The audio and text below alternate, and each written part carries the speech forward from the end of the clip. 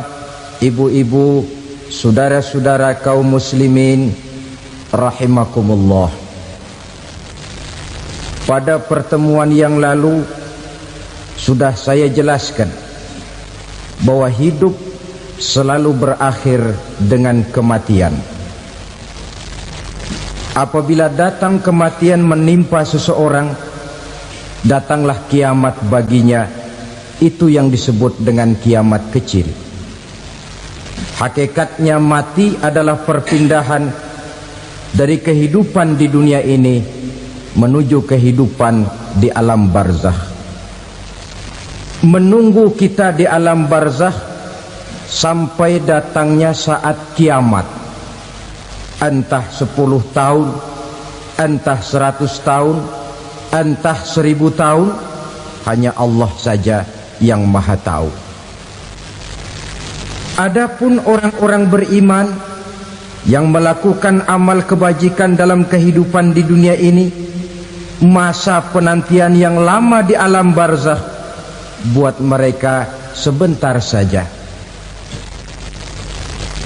Tetapi bagi orang-orang kafir yang ingkar, yang tidak beriman kepada Allah, yang hidup di dunia cuma menumpuk-numpuk dosa, tentu penantian di alam barzakh akan merupakan waktu yang sangat lama. Bukankah dalam kehidupan kita waktu itu memang relatif?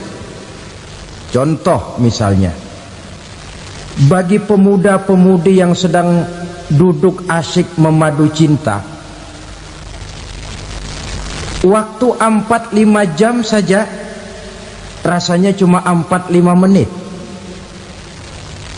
tenggelam oleh keasyikan.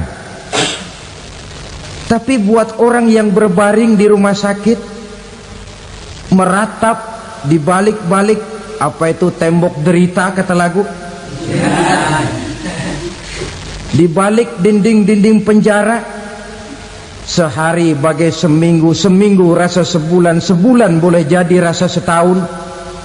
Penantian yang sangat lama. Kapan kiamat itu akan datang? Ini rahasia Allah. Jangankan kita yang orang awam, baginda Nabi sendiri tidak diberitahu oleh Allah kapan kiamat itu akan terjadi. Tetapi sungguh pun demikian, banyak hadis-hadis yang menjelaskan ciri atau tanda-tanda datangnya kiamat. Nah, kalau sudah bicara soal tanda, tanda kiamat itu ada 2. Pertama yang disebut alamatus sughra, tanda-tanda kecil. Ini waktunya masih ada tenggang. Ada yang dinamakan alamatul kubra, tanda-tanda besar, artinya kiamat sudah diambang pintu. Apa tanda-tanda kecil dari datangnya hari kiamat itu? Misalnya kata Nabi, apabila ilmu sudah diangkat oleh Allah, artinya apabila ulama sudah banyak wafat, minat orang belajar agama berkurang, lalu kebodohan nampak merajalela di mana-mana, zina dikerjakan secara terbuka, minuman-minuman keras jadi kebanggaan, itu termasuk di antara tanda-tanda kecil terjadinya hari kiamat. Apalagi misalnya iza waladatil ammatu rabbataha, apabila budak sudah melahirkan tuan. Apa maksudnya? Ada yang mentafsirkan apabila anak sudah bisa membudaki orang tuanya. Orang tua yang melahirkan dia, yang membesarkan dia, demi setelah si anak besar jadi orang berpangkat, bertitel, berharta, berkedudukan, jadilah orang tua itu budaknya. Sehingga sering dibilang kalau orang tua kaya, anak jadi raja. Tapi kalau anak yang kaya, orang tua sering jadi budak. Apalagi munculnya fitnah yang bergelombang, timbul perang antara dua bangsa yang besar, waktu berjalan terasa sangat pendek sekali. Itu merupakan tanda di antara tanda-tanda kiamat.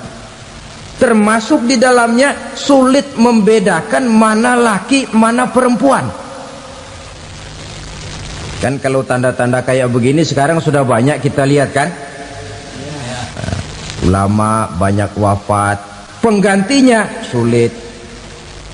Zina dikerjakan berterang-terangan, minuman keras jadi kebanggaan. Banyak anak membudaki orang tuanya, sulit membedakan mana laki mana perempuan. Kadang-kadang dari belakang kita lihat perempuan bener, begitu kita colek nengok jenggotan.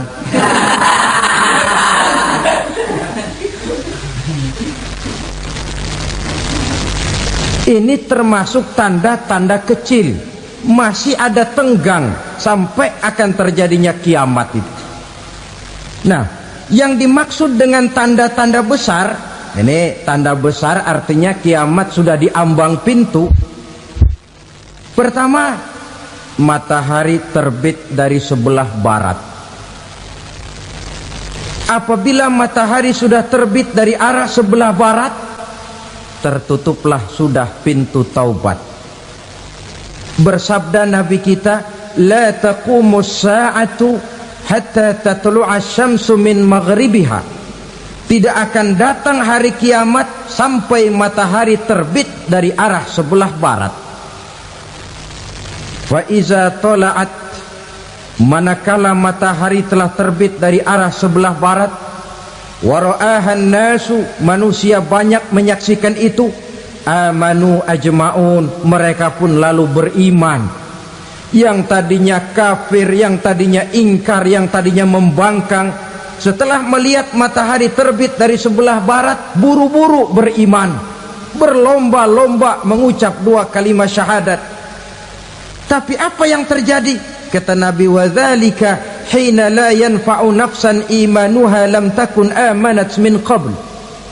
Hari itu adalah hari yang iman sudah tidak berguna lagi bagi seseorang apabila sebelumnya memang dia tidak pernah beriman.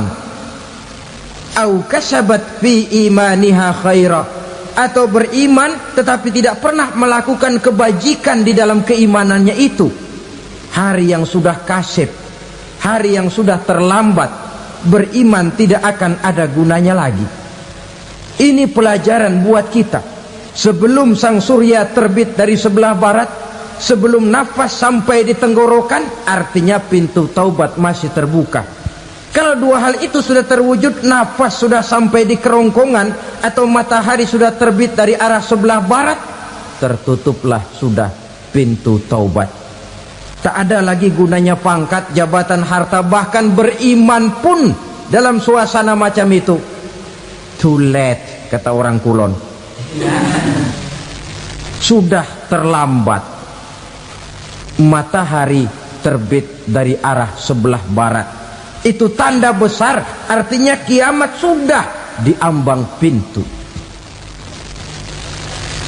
Lalu apalagi tanda besar? Munculnya Dajjal. Dajjal artinya pendusta-pendusta yang menyesatkan manusia. Ada dua macam Dajjal, saudara. Ada Dajjal kecil. Ini Dajjal kelas 3. Kalau ini sejak zaman Rasulullah sudah ada itu. Tiap zaman ada. Di zaman Rasulullah misalnya ada yang bernama Aswad al-Unsi dari Yaman. Ada yang namanya Musailamah al-Kazzab dari Yamamah. Ada yang namanya Ibnu Sayyad dari Madinah. Ini Dajjal di zaman Rasul. Musailamatul Kazzab memproklamirkan diri jadi nabi dia. Di zaman Rasul masih hidup. Ini Dajjal zaman Nabi. Di zaman sahabat muncul Dajjal. Di zaman kita sekarang ini Dajjal pun gentayangan. dajjal kelas teri. Kerjanya mendustakan manusia, menyesatkan manusia, memalingkan manusia dari jalan yang benar dan diridhoi oleh Allah Subhanahu wa taala. Adapun yang merupakan tanda besar dari datangnya kiamat, dajjal kelas kakap, pembohong-pembohong besar yang menyesatkan masyarakat manusia berpaling dari jalan Allah mengikuti jalan mereka. Apa sih ciri dajjal itu? Kata Nabi dalam hadis Bukhari Muslim, innad dajjala, sesungguhnya yang namanya dajjal itu yakhruju, satu saat akan muncul mendekati hari kiamat, wa inna ma'ahu ma'an, si dajjal ini membawa air, wa naran, dan juga membawa api. Dua simbol, di tangan yang satu dia bawa air, di tangan yang satu dia bawa api. Wa ammal ladzi yarahu an-nasu ma'an fanarun, adapun yang orang banyak lihat air, hakikatnya adalah api. Yang dilihat api, hakikatnya adalah air. Oleh sebab itu, kalau api yang ditawarkan, ambillah air. Kalau air yang ditawarkan, pilihlah api. Maksudnya apa ini? Ini bahasa simbol, saudara-saudara. Dajjal bicaranya seolah-olah untuk kepentingan manusia, menawarkan surga. Surga yang dia tawarkan hakikatnya neraka. Hai manusia, kalau kau mau bahagia, jangan dekat-dekat dengan agama. Sholat itu tidak efektif dan efisien, tidak produktif dari segi ekonomi itu. Menghadiri majelis taklim cuma buang-buang waktu. Tahajud, tasbih, tahlil, baca Quran, apa itu? Pekerjaan mubazir saja. Hidup ini cuma sekali, masa yang cuma sekali, manfaatkan dengan sebaik-baiknya. Mumpung, dibawanya sifat mumpung, tetapi dalam pengertian yang sangat negatif. Bicaranya seolah-olah untuk kepentingan manusia, tetapi sebenarnya menjerumuskan manusia. Menawarkan air, tapi sebenarnya api. Menawarkan api, tapi hakikatnya air. Buat apa kamu sholat? Buat apa kamu bayar zakat? Buat apa kamu puasa? Surga yang dicanangkan dajjal, hakikatnya neraka. Neraka yang digambarkan dajjal, pada dasarnya adalah surga. Jadi memutarbalikan fakta itu kerjaan dajjal. Yang hak jadi batil, yang batil dibilang hak, yang benar jadi salah, yang salah malah jadi benar. Tuntunan disuruh jadi tontonan, tontonan malah menjadi tuntunan. Itu pekerjaan dajjal profesinya. Zamannya Nabi Adam, dajjalnya kan iblis. Betul? Betul. Apa sih gang kerayuan iblis itu? Allah setelah menciptakan Nabi Adam kan bilang, Adam, kau dan istrimu Hawa tinggal di surga ini. Seluruh fasilitas yang ada di surga persilahkan kau nikmati. Satu yang tidak boleh, jangan coba-coba dekati pohon khuldi. Dekat saja jangan, apalagi sampai memetiknya. Datang dajjal yang namanya iblis ini. Adam, kamu tahu nggak kenapa tidak boleh makan buah khuldi? Ya nggak tahu, pokoknya saya dilarang. Bodoh kamu Dam. Khuldun artinya kekal. Kalau kamu makan itu buah, kau akan kekal di surga buat selamanya. Allah tidak kepengen, maka dilarang kamu makan buah khuldi. Kalau kau ingin kekal di surga Adam, makan saja. Saya bicara begini ini untuk kepentingan kamu Adam. Ini kan ciri-ciri dajjal. Bicaranya sih seolah-olah untuk kepentingan Nabi Adam, hakikat sebenarnya menjerumuskan Nabi Adam supaya ingkar dan melanggar larangan dari Allah Subhanahu wa ta'ala. Jadi setelah muncul dajjal, timbul kekacauan-kekacauan di masyarakat. Banyak yang terpengaruh, terpedaya dan terpesona. termasuk mereka yang memproklamirkan diri jadi nabi, mereka yang memproklamirkan diri jadi rasul di zaman sesudah Rasulullah wafat, itu adalah dajjal-dajjal. Maka saya ingatkan, kalau di zaman kita sekarang ini ada orang ngaku jadi nabi, ada orang ngaku jadi rasul, biar bahasa Arabnya kental, Quran hafal, hadis ribuan hadis hafal, biar pakai serban sampai menyengser ke tanah, bahasa Arabnya fasih, tapi dia mengaku jadi nabi, jadi rasul, kita umat Islam wajib tidak percaya, wajib untuk tidak percaya.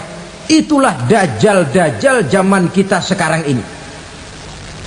Tidak mustahil mereka datang mempengaruhi orang awam supaya berpaling dari Rasulullah, mengikuti mereka. Nah, di akhir zaman nanti, mendekati hari kiamat, dajjal ini muncul, dajjal kelas kakap, menyesatkan masyarakat manusia untuk berpaling dari Islam, mengikuti seruan mereka. Apalagi di antara datangnya kiamat itu, tanda yang besar itu, turunnya Nabiullah Isa Al-Masih, putra Maryam. Menurut berbagai hadis yang sahih, Nabi Isa Al-Masih nanti akan turun lagi, tidak membawa risalah yang baru, tapi meluruskan risalah Islam ini yang telah banyak ditinggalkan oleh masyarakat. Bahkan ada hadis menjelaskan beliau akan membunuh Nabi, mematahkan kayu-kayu salib, lalu melaksanakan haji dan umrah mengikuti syariat Nabi Muhammad, bukan membawa agama baru,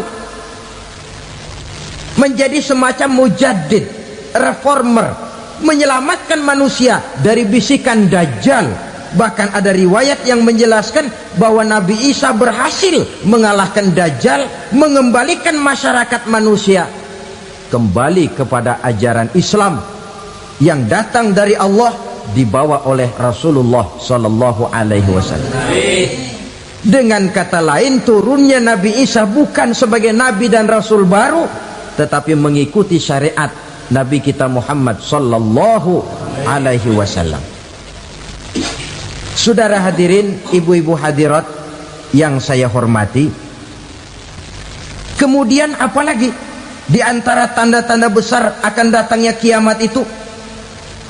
Keluarnya asap atau awan. Kata Nabi, inna min asratis sa'ah dukhanan yamla'u ma bainal masyriqi wal maghrib. Di antara tanda-tanda kiamat, munculnya awan antara langit dan bumi. Ini pun diperkuat dalam surah Ad-Dukhan ayat 10. Fartaqib yauma ta'tis sama' bidukhanin mubin fayughshan nas hadza azabun alim. Bagi orang-orang yang beriman, mereka biasa-biasa saja, tapi bagi orang kufur, datangnya asap dan awan ini merupakan azab yang kelewat pedih. Barangkali sedikit mendekati gambaran tentang azab yang pedih ini, saya ingatkan alam pikiran kita kepada peristiwa yang belum lama terjadi. Pernah dengar berita bocornya reaktor nuklir di Chernobyl, Uni Soviet? Pernah dengar? Nah, bocornya reaktor nuklir di Chernobyl yang mengakibatkan ratusan, bahkan sangat mungkin ribuan nyawa. Cuma satu reaktor. Bagaimana kalau seluruh cadangan nuklir yang dimiliki oleh para negara adik kuasa ini diledakkan? Bahkan yang konon menurut catatan, cadangan nuklir yang dimiliki bersama oleh Amerika dan Rusia sekarang ini sudah sanggup memusnahkan 6 miliar manusia, 1,5 kali lebih banyak dari jumlah manusia yang nongkrong di permukaan bumi ini. Saudara-saudara hadirin yang saya hormati,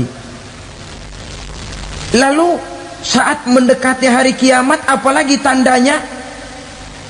Setelah Nabi Isa wafat, pada saat turunnya yang kedua kali, lalu Allah meniupkan angin sejuk. Semua orang-orang beriman, orang-orang baik wafat, sehingga penghuni bumi ini cuma tinggal lagi terdiri dari orang-orang kafir. Tidak ada lagi di bumi ini yang bisa mengucapkan Allah. Sehingga dalam hadis qudsi itu ada keterangan, innallaha azza wa jalla yaqulu li Israfil. Allah pernah pesan kepada malaikat Israfil, kata Allah, Israfil, idza sami'ta qailan yaqul Allah Allah fa akhirin nafakh 40 sanatan ikraman liqailiha. Hai Israfil, apabila kau dengar di permukaan bumi masih banyak orang yang mengucapkan Allah Allah, maka tunda sangkakala kiamat itu 40 tahun. Untuk apa? Ikraman liqailiha, menghormati orang yang mengucapkan Allah Allah itu. Wah, jadi karena sekarang masih banyak yang mengucapkan Allah, besar hatilah kita, masih jauh kiamat itu. Tapi jangan lupa, kiamat pribadi, kiamat kecil itu yang nggak kita sangka-sangka. Ajal datang mencabut nyawa, itu kiamat pribadi, dan itu yang pasti kita hadapi, dan itu yang membuat kita tidak boleh bersikap main-main di dalam kehidupan sekarang ini. Saudara hadirin yang saya hormati, tidak ada lagi orang-orang muslim. Seluruh penduduk dunia ini kafir. Lalu terciptalah struktur sosial yang berlandaskan prinsip hidup semau gue. Bakal terjadilah prinsip di mana yang kaya menyantap yang miskin, yang kuat menindas yang lemah. Hidup sudah bagaikan di rimba belantara, berlaku hukum rimba. Siapa yang kuat dia yang menang, siapa yang lemah menjadi mangsa. Timbul kekacauan, maksiat merajalela, munkarat menjadi-jadi, sehingga isi bumi ini penuh dengan segala macam perbuatan dosa. Tidak ada perlunya lagi alam diperpanjang temponya. Datang saat yang sudah dijanjikan oleh Allah Azza wa Jalla, maka terjadilah yang disebut kiamat kubra, kiamat besar, kiamat ancur-ancuran. Bagaimana kejadian ini dimulai?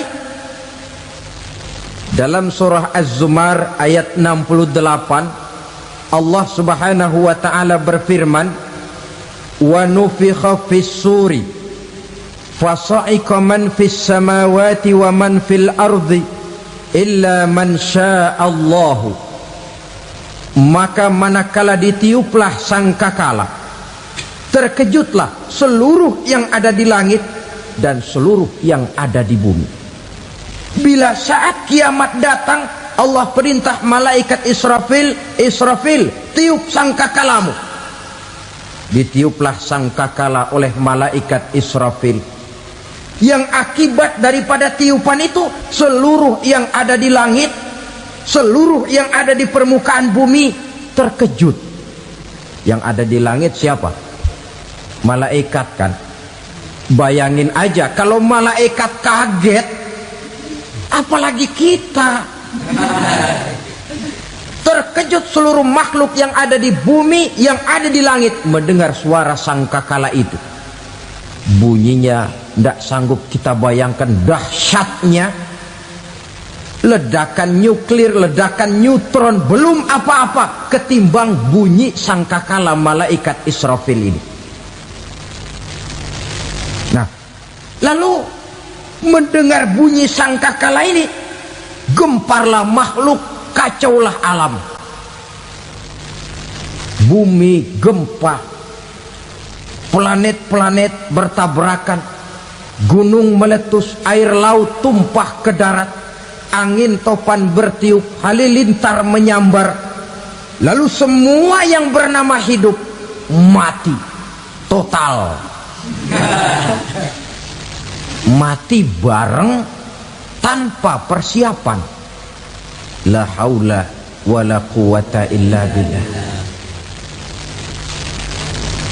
Saya kadang-kadang dalam tafakur bermohon, ya Allah, mudah-mudahan saya nggak nemuin kiamat beneran. Ngeri. Tidak bisa kita bayangkan macam apa suasana seperti itu. Allah saja banyak memberikan gambaran, misalnya Al-Qari'ah, wa mal qari'ah, wa ma adraka mal qari'ah. Kejadian yang menggemparkan. Tahukah kamu apa kejadian yang menggemparkan itu? Yauma yakunun nasu kal farasil mabsus wa takunul jibalu kal ihnil manfus. Pada saat itu manusia berterbangan bagai kupu-kupu, gunung berterbangan seperti kapas ditiup angin. Gunung saja macam kapas, konon lagi manusia. Kematian total, mulai semut sampai gajah mati, jin mati, iblis mati, malaikat mati. Malaikat saja mati. Saudara hadirin yang saya hormati, kematian total yang tanpa persiapan. Orang bilang, Pak, kalau mati bareng begitu yang repot malaikat maut dong ya. Cabut sana, cabut sini. Itu kalau menurut logika kita, mestinya begitu menurut logika. Tapi logika juga yang nggak perlu serepot itu. Sebab untuk mematikan listrik di wilayah DKI, di wilayah Jakarta, nggak perlu tiap rumah didatengin, matiin, ya lama. Cukup dari kantor pusatnya saja PLN, tekan satu tombol, gelaplah seluruh Jakarta. Saudara hadirin yang saya hormati, kematian total. Lalu setelah kematian total, planet-planet juga mati, dalam arti tidak bergerak dan beredar. Angin mati, dalam arti tidak bertiup. Air mati, dalam arti tidak ada riak gelombang. Pokoknya semua mati. Kullu nafsin za'iqatul maut, semua yang bernafas mati. Dalam ayat lain, kullu man 'alaiha fan, semua yang ada di permukaan bumi fana. Yang kekal cuma Allah Subhanahu wa ta'ala. Yang paling belakang mati malaikat maut dan malaikat Israfil. Tapi mati juga sesuai dengan janji Allah. 40 lamanya. Tidak dijelaskan oleh Abi Hurairah 40 jam, apa 40 hari, apa 40 tahun. Hadis-hadis cuma menyebutkan 40 saja. Sunyi alam, yang tinggal cuma Allah saja lagi. Ketika itu Allah berseru-seru, katanya, limanil mulkul yauma, siapa para penguasa hari ini? Mana itu raja-raja dan penguasa yang dulu mengaku jadi Tuhan? Fir'aun, mana Fir'aun sekarang? Yang dulu jadi raja, merasa berhasil, sombong, lalu tidak mau turun-turun dari kekuasaannya, sampai kepada puncak kekurang ajarannya mengangkat diri jadi Tuhan. Mana itu Fir'aun? Namrus, mana sekarang Namrus?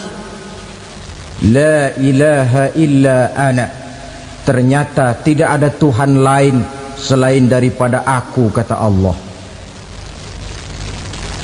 Proses kemudian, saudara-saudara, turunlah hujan dari langit. 40 lamanya hujan itu. Tidak jelas juga 40 jam apa 40 hari. Setelah air turun membasahi, datanglah tiupan sangkakala yang kedua. Semua yang bernama mati bangkit dari kuburnya masing-masing. Ini yang disebut Yaumul Ba'thi, hari kebangkitan. Allahu Akbar. pada saat kita bangkit dari kubur kita masing-masing, kumpul di padang mahsyar namanya. Bayangin aja, saya sendiri nggak sanggup bayangin. Manusia sejak zaman Adam sampai zaman kiamat kumpul bareng di tempat sama. Berapa banyaknya itu?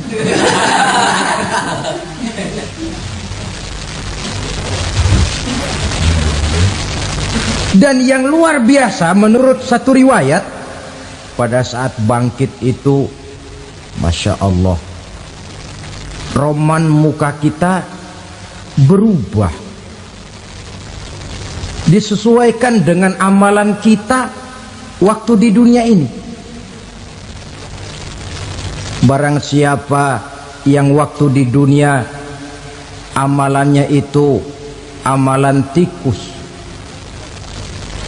di akhirat nanti dia bangkit dari kubur, mukanya seperti muka tikus.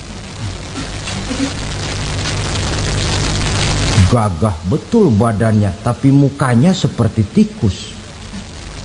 Kenapa? Amalannya waktu di dunia seperti amalan tikus. Apa amalan tikus itu? Suka ngegeragoti barang yang sudah disimpan rapi-rapi. Orang sudah simpan uang rapi-rapi, simpan perhiasan rapi-rapi, digeragoti oleh tikus. Maling-maling, pencoleng-pencoleng, koruptor-koruptor, itu nanti di akhirat nanti kita lihat mukanya seperti muka tikus. Oh, ini waktu di dunia suka nyolong, mukanya seperti muka tikus. Barang siapa yang waktu di dunia ini amalannya itu amalan macan, dia akan bangkit nanti mukanya seperti muka macan. Apa amalan macan? Macan itu amalannya menang-menangan. Orang yang mau menang saja nggak mau mengalah. Coba lihat di hutan, kenal hutan nggak? Di hutan, raja hutan di mana-mana pasti macan, betul kan? Betul. Padahal hutan belum pernah bikin pemilihan umum.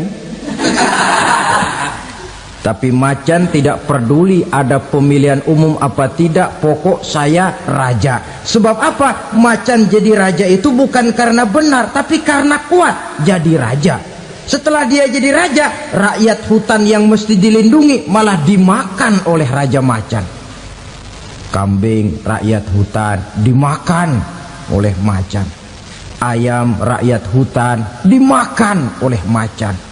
Itu nanti kita lihat di akhirat itu mukanya seperti muka macan, gagah betul. Lalu barang siapa yang di dunia ini amalannya itu seperti amalan anjing, nanti dia punya muka seperti muka anjing. Apa amalan anjing? Pertama, anjing itu kalau disuruh jaga rumah, dia tidak bisa membedakan mana maling mana tamu. Biar yang datang maling, kalau bawa tulang, anjing kalem. Yang kedua, anjing itu akan setia kepada siapa saja yang memberinya roti. Siapa yang memberinya roti, itulah majikannya. Apa kata majikannya, pasti dia laksanakan. Soal benar atau salah dia tidak peduli. Setelah anjing dapat roti, dia tidak punya pilihan lain kecuali bilang, abdi mah kumaha juragan wae ayeuna mah.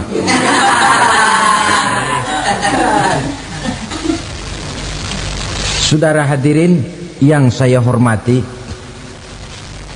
berkumpul di padang mahsyar, tiap orang sibuk dengan persoalannya masing-masing. Matahari waktu itu didekatkan oleh Allah, panas luar biasa. Ada yang saking panasnya itu mencucurkan peluh keringat sampai sebatas mata kakinya. Ada yang keringatnya sampai sedengkulnya, ada yang keringatnya sampai sepusatnya, ada yang keringatnya mengalir sampai sebahunya. Ada yang kelelap oleh keringatnya sendiri, sementara orang di sampingnya nggak apa-apa. bergantung lagi amalan dia waktu di dunia ini. Saudara-saudara, sebagian orang dalam kepanikan padang mahsyar berombong-rombong datang mereka menghadap Nabi Adam. Ya Adam, anta abal bashar. Hai Adam, Tuhan adalah bapak moyang manusia. Kami sebentar lagi akan disidang, dimintakan pertanggungan jawab. Tolonglah kami, hai Adam. Kata Nabi Adam, jangankan nolongin sampean, saya sendiri tanggung jawab di hadapan Allah ketika dulu tidak boleh makan khuldi, saya serobot. Sudahlah, urus diri masing-masing saja, nafsi. Begitu kata Nabi Nuh, begitu kata Nabi Ibrahim. Tiap orang bertanggung jawab sendiri-sendiri. Ketika itulah saudara-saudara, nikmatnya menjadi umat Nabi besar Muhammad sallallahu alaihi wasallam.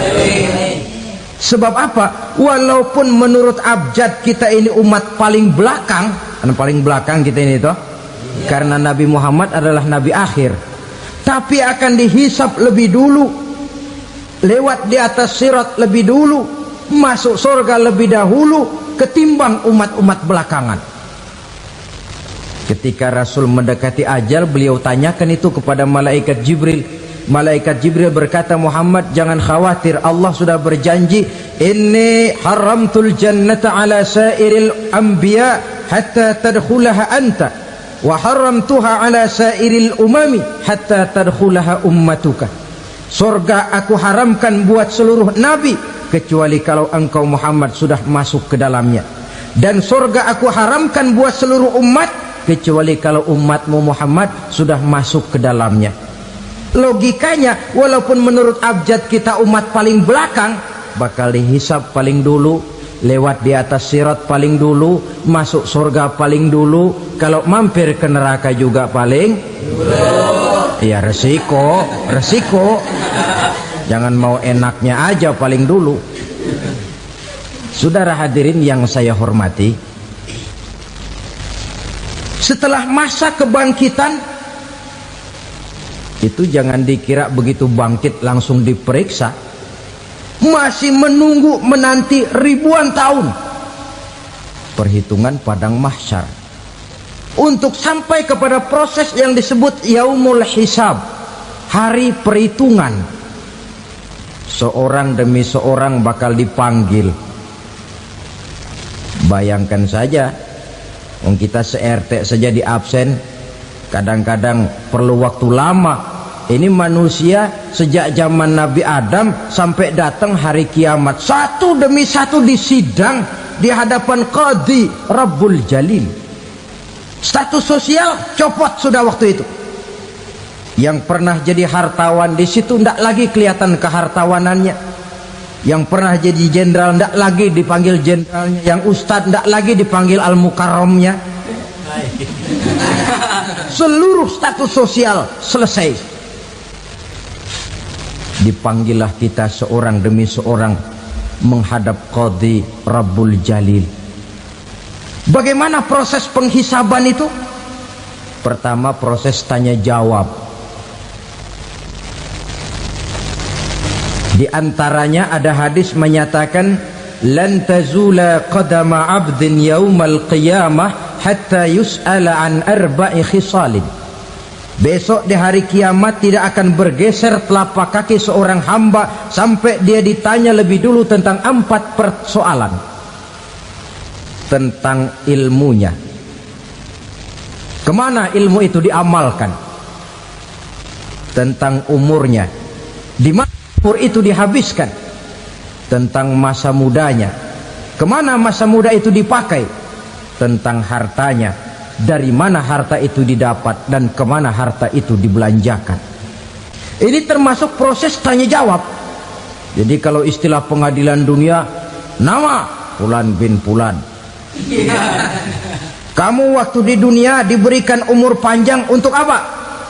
Pernah mengalami masa muda, kemana kau habiskan masa remajamu? Kau diamanahkan ilmu, dengan apa ilmumu kau amalkan? Kau diberikan harta, dari mana harta kau dapat, kemana kau belanjakan? Tak seorang pun yang bisa mungkir Sebab apa? Dikala itu yang menjadi saksi bukan orang, yang menjadi saksi adalah seluruh anggota badan kita. Tangan bicara, kaki jadi saksi terhadap seluruh amalan yang pernah kita kerjakan pada saat kehidupan di alam dunia ini. Selesai proses tanya jawab, lalu diperlihatkan buku catatan kita waktu hidup di dunia ini. Jangan lupa Allah itu menyiapkan 2 superkomputer kepada kita, sebelah ditempelin sebelah kanan, yang sebelah tempelin di sebelah kiri. Komputer itu namanya Raqib dan Atid, 2 malaikat yang apabila baik kita lakukan, refleks saja akan menulis kebajikan kita. Jahat kita kerjakan akan tertulis. Catatan itu nanti diperlihatkan kepada kita. Waduh, alangkah malunya pada saat diperlihatkan catatan kita, buku rapot kita merah melulu. Barangkali diperiksa sambil diomelin, brengsek lo. Buku merah melulu begini, bagaimana waktu hidup di dunia? Tidak cukup diperlihatkan buku catatan kehidupan, rekaman kehidupan. Rekaman kehidupan kita secara utuh sejak terlahir sampai ajal datang merenggut nyawa. Barangkali mirip dengan video sekarang ini, di mana terekam dengan baik seluruh kegiatan kita, sejak yang sekecil-kecilnya sampai kepada yang sebesar-besarnya. Untuk kemudian kita pun menerima balasan. In khairan fa khairun wa in syarran fa syarrun. Kalau baik ya baik balasannya, kalau jahat ya jahat juga balasannya. Catatan-catatan kita diberikan. Kalau banyak kebajikannya diberikan di tangan kanan dengan cara yang halus. Kalau banyak kejahatannya diberikan dari sebelah kiri atau dilempar dari belakang. Itulah sebabnya sejak di dunia ini kita sudah mohon kepada Allah. Ketika berwudu membasuh tangan kanan, apa kita bilang? Allahumma a'tini kitabi biyamini wa hasibni hisaban yasira.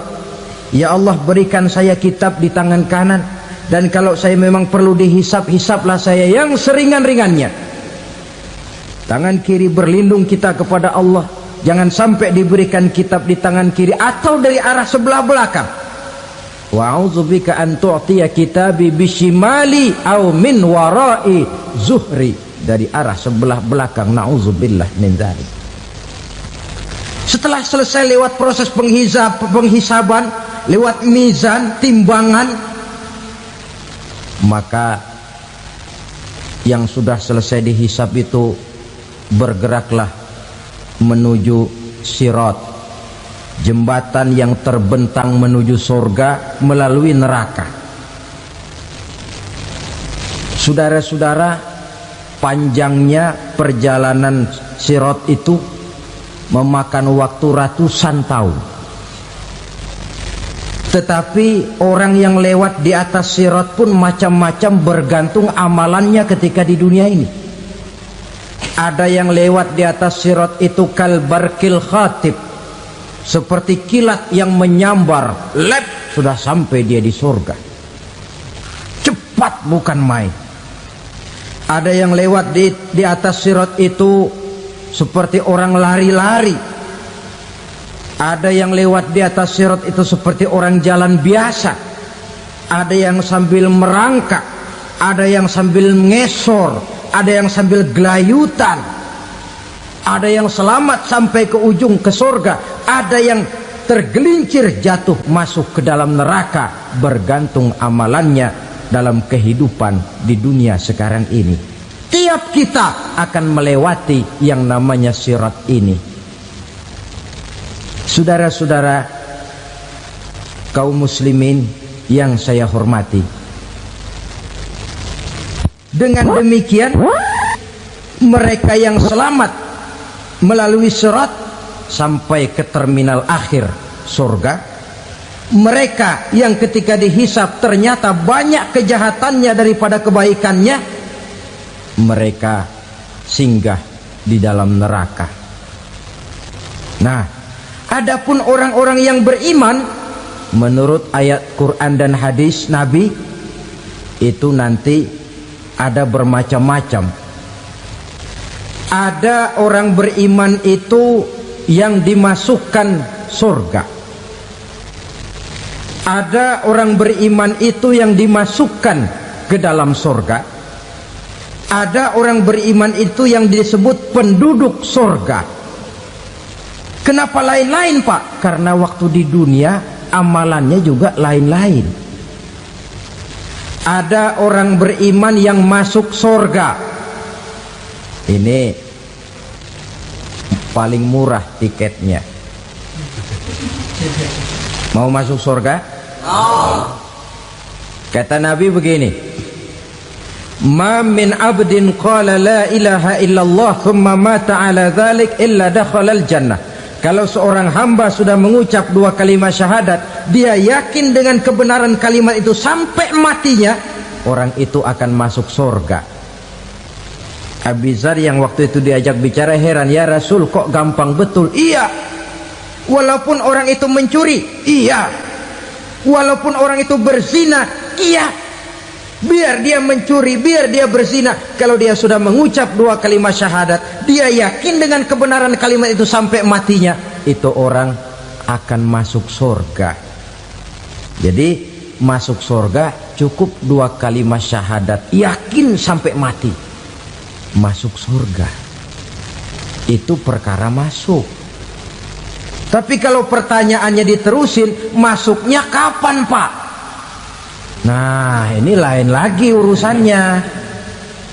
Sebab ada yang masuknya itu langsung, ada yang mampir dulu. Di sana tempat cuma dua, kalau tidak surga, neraka. Mau ke surga tapi mampir dulu, yang mampirnya jelas di neraka. Kenapa? Dalam hadis qudsi ada riwayat, nanti itu di akhirat, setelah Allah selesai mengatur penduduk surga masuk surga, yang neraka masuk neraka, Allah berkata kepada malaikat Malik, malaikat Malik, labaik ya Allah. Itu bajingan-bajingan tengik, manusia-manusia durjana yang waktu di dunia tidak mau sujud, jauh dari ulama, gemar melakukan yang munkarat dan maksiat, hidup di tengah masyarakat selalu jadi bibit keonaran, kufur, sudah masuk neraka semua. Sudah ya Allah. Nah, kalau sudah, coba sekarang kamu masuk, Malik. Saya, iya, masuk neraka. Mau apa ya Allah?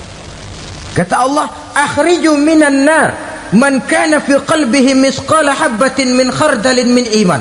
Kau masuk neraka, cari di dalam neraka orang-orang yang ada imannya walaupun kecil sebesar biji zarah, angkat mereka keluar. Masuk malaikat Malik ke neraka, cari orang yang ada imannya, korek-korek.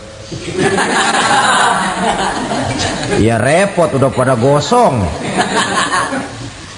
Yang ada imannya diangkat ke atas, yang ada imannya diangkat ke atas, lalu dimandikan di Nahrul Hayat, namanya sungai kehidupan di akhirat nanti. Cakep lagi rupanya, bersih lagi wajahnya, apel di hadapan Allah. Kata Allah, bagaimana mas? Kapok nggak sampean? Kapok ya Allah. Nah, kalau kapok, idhab fadkhulil jannah, pergi masuk surga sana. Berangkat mereka ke surga, ketemu sama teman-temannya yang udah sampai lebih dulu, yang nggak pakai mampir lagi. Terjadi dialog. Kata teman-temannya yang udah pada nyampe duluan, mas, iya, emang baru sampai? Saya baru sampai. Memang mampir di mana dulu mas? Kita sudah lama sampai di surga. Saudara buka surah Al-Muddatsir ayat 34-35. Ma salakakum fis saqar? Kenapa kamu mampir di neraka Saqar? Qalu lam naku minal musallin. Mereka menjawab, kami mampir di neraka Sakor mas, gara-gara dulunya kami waktu di dunia tidak pernah sholat. Tidak pernah sholat? Tidak pernah. Kan rumahnya dekat masjid, cuma dekat doang mas. Sholat mah enggak saya. Enggak pernah ngasih makan fakir miskin, enggak pernah hadir di majelis taklim, pendeknya enggak pernah melakukan kebajikan, maka saya pun mampir di neraka Sakor. Untung betul saya punya iman mas sedikit. Waktu hidup di dunia dulu saya pernah mengucap 2 kalimat syahadat, sekali-kalinya waktu mau kawin. Masya Allah. Untung saja kawin, kalau nggak kawin polos.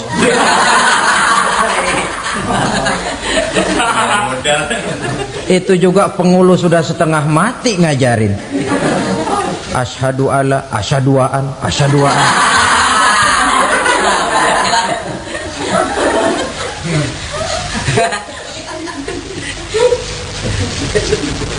Ini namanya masuk surga, ada mampir dulu.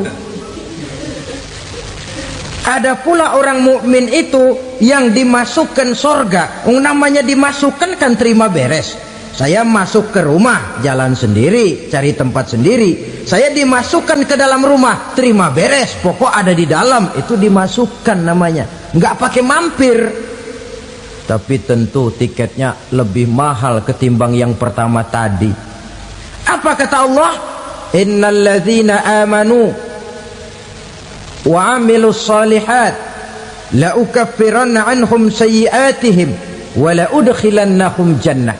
Sesungguhnya orang-orang yang beriman kemudian beramal soleh, kami hapuskan segala dosa dan kesalahannya, kami masukkan mereka ke dalam surga. Lihat ayatnya, Allah yang memasukkan, kita yang dimasukkan. Tidak pakai transit, tidak usah mampir. Cuma tidak cukup syahadat, tidak cukup amanu, tapi diiringi dengan wa'amilus salih. Iman, amal. Tidak cukup syahadat, lalu dibuktikan dia sholat, dia zakat, puasa, lalu dia melakukan berbagai macam kebajikan. Ini yang menyebabkan dia tidak pakai mampir di tempat yang bernama Sakor. Lalu ada pula orang mukmin itu yang disebut penduduk sorga. Wah, ini sudah VIP ini. Ashabul jannah, penduduk sorga. Siapa mereka? Kata Allah, innal ladzina amanu summa istaqamu fala khaufun alaihim wala hum yahzanun ulaika ashabul jannah hum fiha khalidun. Sesungguhnya orang-orang yang beriman lalu istiqamah, tetap dalam melaksanakan perintah Allah, tidak goyang, tidak labil tapi stabil, istiqamah, mereka tidak takut dan tidak bersedih hati. Merekalah penduduk surga. Iman, istiqamah. Tidak punya duit, sembayang. Banyak duit, sembayang. Miskin, sembayang. Kaya, tetap sembayang. Istiqamah. Kadang orang kalau susah rajin ke masjid, banyak duitnya ngelihat masjid melengos. Waktu miskin hamba Allah, setelah kaya jadi hamba harta. Bergeser, tidak ada nilai istiqomahnya. Saudara-saudara, dengan begitu penduduk neraka itu dua. Ada penduduk permanen, ada penduduk yang semi permanen. Yang semi permanen orang-orang beriman yang mempunyai dosa besar. Mereka masuk ke neraka untuk menerima azab sesuai dengan dosanya. Bila selesai masa azab itu, mereka akan diangkat untuk ditempatkan kembali ke dalam surganya Allah Subhanahu wa ta'ala. Nah, dikala itulah saudara-saudara, ada yang disebut syafaat dari Rasulullah Sallallahu Alaihi Wasallam. Tapi tentu jangan lupa, syafaat ini ibarat kain menambal dia. Kita punya kain bolong-bolong sedikit, syafaat yang menambal. Solat kita ada kurang dikit, sedekah kita ada campur riak dikit, amalan kita ada tidak karena Allah dikit. kita berharap syafaat. Jadi biarlah kain masih bolong-bolong, yang penting punya kain. Tapi kalau kainnya tidak ada, yang ditambal apanya? Sholat tidak, puasa tidak, zakat tidak, berharap syafaat saja, ya, terlalu berlebihan itu. Saudara hadirin yang saya hormati, apabila selesai proses penghisaban, proses penghitungan, maka dikala itulah manusia terbagi dalam dua kelompok besar. Fariqun fil jannah wa fariqun fis sa'ir. Sekelompok orang-orang beruntung yang masuk ke dalam surga, dan sekelompok lagi masuk ke dalam neraka.